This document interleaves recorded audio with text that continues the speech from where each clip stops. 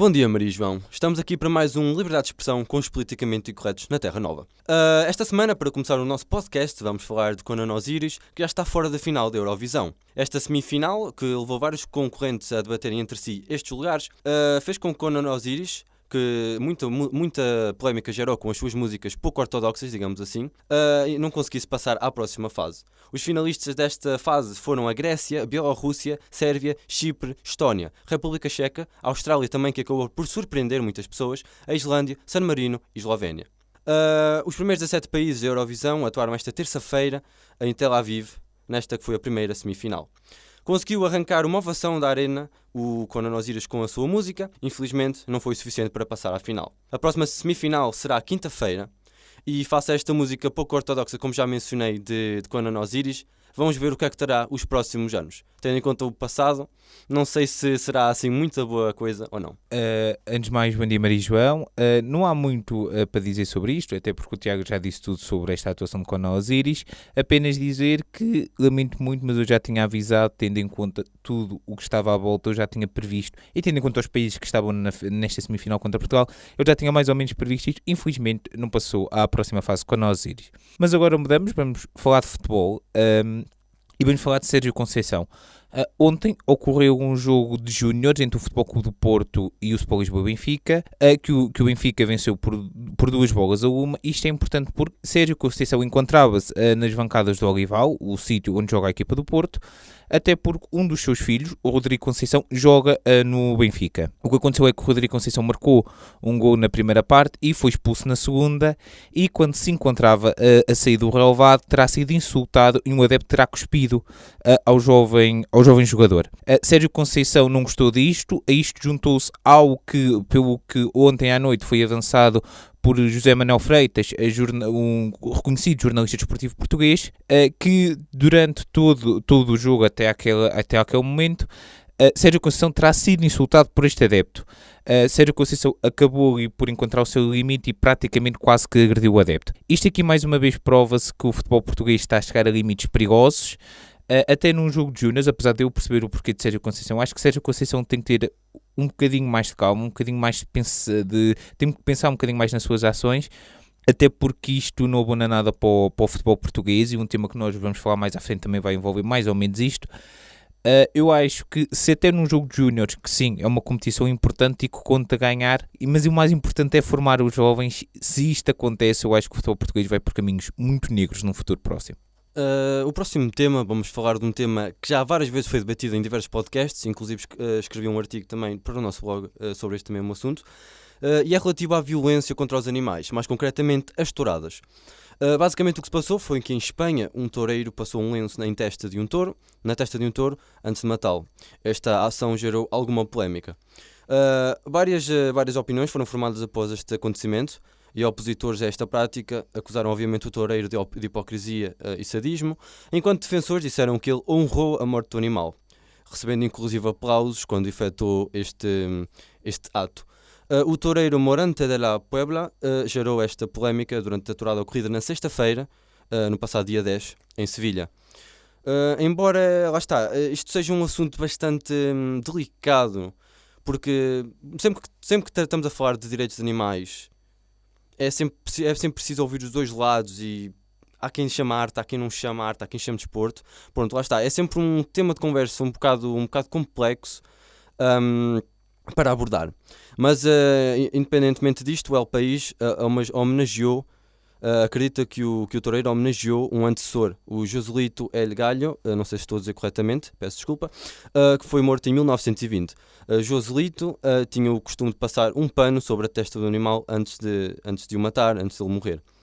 Obviamente esta ação levou a protestos e, tendo em conta na época em que vivemos, basicamente as pessoas queixam-se de tudo e de nada. Não estou a desvalorizar, atenção, não estou a desvalorizar o que aconteceu. Na minha opinião, qualquer tipo de violência contra animais é bastante cruel, e eu não sou apoiante de touradas, como já mencionei várias vezes, fortemente em outros podcasts. Basicamente isto levou a protestos em que ativistas contestaram estas touradas em Espanha. O protesto foi organizado também pelo grupo Anima Naturalis, que acabam por protestar estas situações em Espanha e na América Latina, e acreditam que as corridas de touros são um abuso contra os animais. Infelizmente já este assunto foi mencionado muitas vezes, este assunto e outros semelhantes, e simplesmente é de pesar e ter pena que isto ainda aconteça. Na minha opinião, touradas não são arte, touradas são crueldade, há que evoluir, há que passar à próxima fase da inteligência humana. Bem, aqui mais uma vez acho que o Tiago disse tudo, a verdade é esta, as touradas, pelo menos no caso português, estão numa construção legal muito complicada porque estão supostamente à guarda do Ministério da Cultura, mas ainda não se sabe muito bem se são cultura ou não. Essa discussão é uma discussão tida em Portugal, existem uns, inclusive peritos de lei que dizem que sim, outros que dizem que não. Mais uma vez é importante reforçar o vazio legal, o vazio legal não, porque as touradas são legais, mas a dificuldade que é legislar sobre as touradas. E este caso, sinceramente, há muitas discussões que têm vida pública em relação a se as touradas devem ser totalmente proibidas, ou seja, acabar com qualquer tipo de touradas. Se estas devem ser feitas de outra forma, por exemplo, fala-se de supostamente pelo que ouvi dizer, há alguns países que estão a investir numa espécie de proteção para o touro, em que os petos são ventosos ou velcros, uma coisa assim. É uma discussão, poderá ser o futuro das touradas, mas acima de tudo eu acho que muitas vezes, e vê-se isso, as touradas vêm e saem de discussão. As pessoas contra e a favor da tourada, principalmente as pessoas contra, porque o que eu vejo mais, efetivamente, são pessoas contra a tourada, que atacam isto desejando a morte ao outro. E, sinceramente, eu por acaso sigo uma página de Facebook contra as touradas, agora esqueci-me o nome, em que partilharam a notícia de um forcado que se tinha ferido gravemente durante uma tourada e que estava em risco de morte. E havia muitas pessoas a ficarem felizes por aquilo. E um dos administradores da página, em nome da página, disse que eles, se queriam defender a sua posição, não podiam fazer isto. E eu concordo totalmente com ele. Eu acho que se queremos defender, tem que ser pela via do diálogo e não pela via do insulto. Sim, há uns limites que nunca devem ser ultrapassados.